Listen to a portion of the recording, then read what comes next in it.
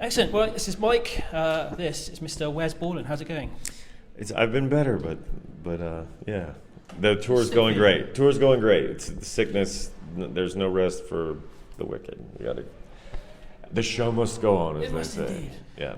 It's been literally a year, almost to the day, since we first met you. When you came over with Blacklight. Yeah, we were up on the boat round the corner from here. Yeah. I guess it's been a bit of a crazy year for you since then.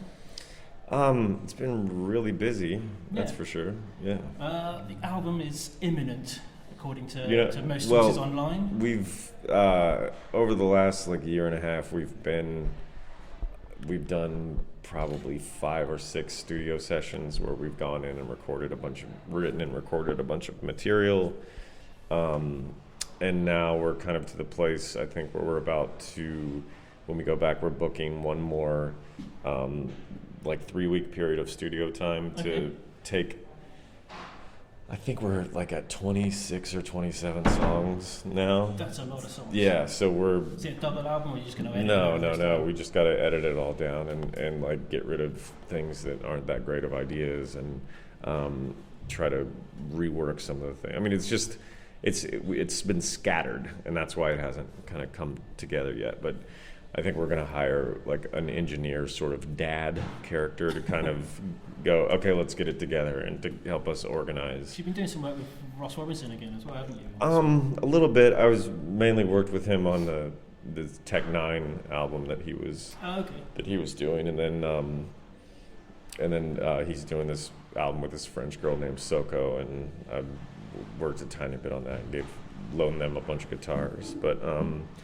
Yeah, I mean, I see Ross every once in a while. Cool. So the album's called, let me get this right, Stampede of the Disco Elephant. Maybe. Is that a working title then? It's been the working title, but it's probably going to be the actual title also. Fair enough. I like it. It kind of just stands out. It's different to everything else. Well, it's sort of on par for all our dumb album titles. Just before Christmas, you released the track Thieves online. Mm-hmm. Yeah, Ministry cover. Mm-hmm. But they didn't actually release that themselves, did they? They only played it live, am I right? Woodstock. I've been doing my homework on Ministry. Well, we did Ministry, or wait, are you talking about us? Or you've we've been playing Thieves for years. We've been covering that for years. Right, okay. And since the $3 bill tours, we've been playing a version of Thieves live, and we just finally decided to record it. Oh, fair enough. Any reason why you chose Thieves? Because we've been playing it for 15 years or 16 years, and just went, why don't we record that finally? So we did, and we also recorded another song that has been around since $3 bill that we've never released. So that might be on the new album too.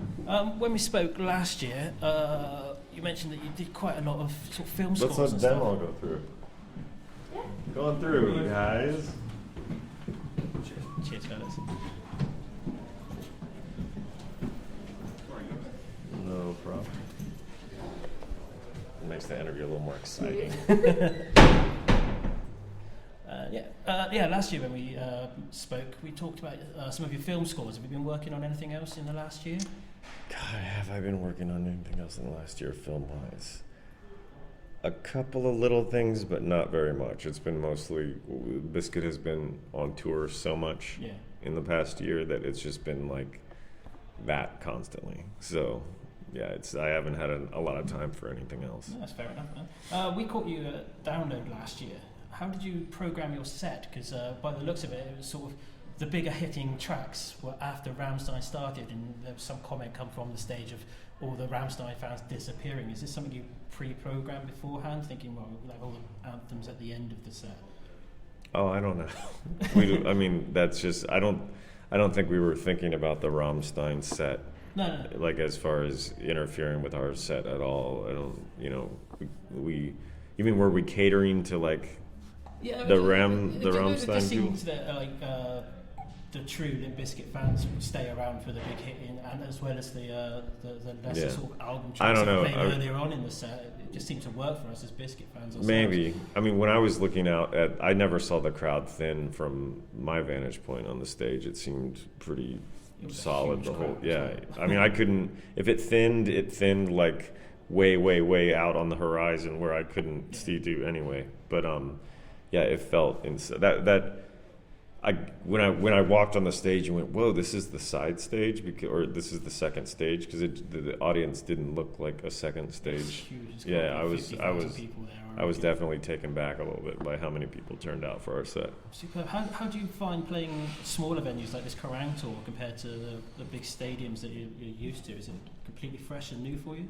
Well, we did a bunch of like an American tour like this last year, and sort of got back into the smaller venues, and just sort of like putting the feelers out for what we mean in the States again, and and it's a different thing. It's a lot more intimate and more fun, I guess, cool. to have like a kind of a tighter, more laid back feeling. But we've also been bringing that feeling to our larger shows too, where we just don't care, and we just sort of have just fun with each other and with the fans and everything on stage. That's cool, man. You're back here this summer for Sonisphere. Mm-hmm. We're going to be hearing new tracks from the album by then, do you think? I certainly hope so. Awesome. That's what we like to hear. That's pretty much wrapped up the interview, man. Cool. Thanks very much. We'll probably catch you you. In a year's time sometime. I'd All imagine right. it seems to be annual now that we catch up with Wes. Thanks very much, Good. man. That's awesome. Yeah, I'll see you guys in a year then. Yeah, cheers. Or at Sonosphere. Oh, yeah, definitely. Yeah. Cool. Thanks, man.